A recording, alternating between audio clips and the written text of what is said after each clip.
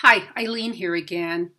As I continue to explore the tension between the topics that I talked about yesterday, namely habit formation and habit sustainability, I want to continue this exploration uh, looking through the lens of family history, cultural history, and finally, habits of mind. And I want to do this through a process of storytelling, bringing in research, and really trying to put these pieces together, like sort of putting pieces of a puzzle together. So in today's video, by looking at these three pieces, family, culture, and habits of mind, I want to unpack some of these topics and come at this issue of habit formation from a very different way, and that is through storytelling and what I call a kind of process of discovery. For me, that process of discovery, and I use it not only with myself but also with my clients, involves asking questions, reflections, some data collection. Obviously, I want to think about behaviors that are the current habits in place. So that might involve data collection like a food diary, a mood diary, weight chart. But I think the more critical piece for me is looking with my client, as I have looked with myself, at the underlying roots of behavior. So for me, it's not so much that raw data as it is the storytelling process. And I want to share a sort of aha moment that I had for myself using this discovery process.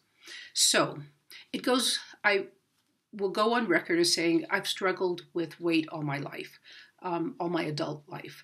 And the hardest part of that for me was always, just starting diets. Diets started, diets failed. And I'm not going to go into more history there.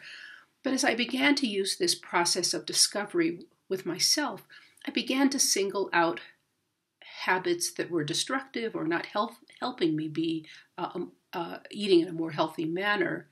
And so I want to sort of dig one layer down to look at this. So the piece where I want to look at in particular is back 2 years ago when I lost about 30 pounds. And I was really happy to have lost that weight.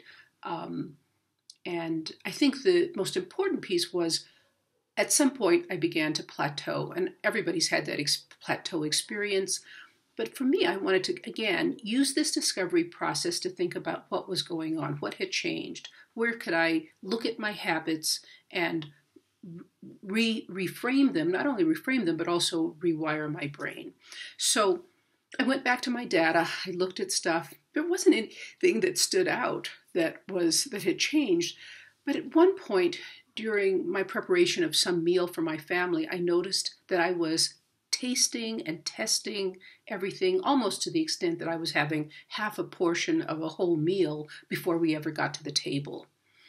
Now, I come from a culture of great cooks. My grandmother, my mother, everybody had that pattern of tasting everything while you cook. They didn't use recipes. They just put stuff together. They knew what they wanted to make, and they cooked it, and then they tasted as they went tasted it as they went along. And I realized, my gosh, I'm really doing the same behavior. But there was another layer of family history that hit me around this nibbling and tasting behavior when I was away from other people. And that behavior brought my father sharply into focus. My father struggled with the disease of alcoholism, and I saw myself in him when he would be hiding what he drank, and as his disease became increasingly out of control, hiding himself. And so I thought about that hiding behavior, and I thought, it's not a one-to-one correlation, and I'm certainly not implying that my eating behavior was at the extreme of addiction or binging or anorexia or something, or bulimia. But it was an important connection for me in thinking about this behavior of eating while hiding, and that that's an area that was sort of out of control. I also would nibble food when it came back into the kitchen when I was cleaning up. It's a tiny aha moment, But through that discovery process of unpacking the behavior, like an archaeological dig, unpacking the behavior helped me get more in touch with many of the elements of overeating that I hadn't really looked at. So I could finally identify a specific behavior that I wanted to change, namely nibbling, tasting, not really being aware of how much I was eating away from other people.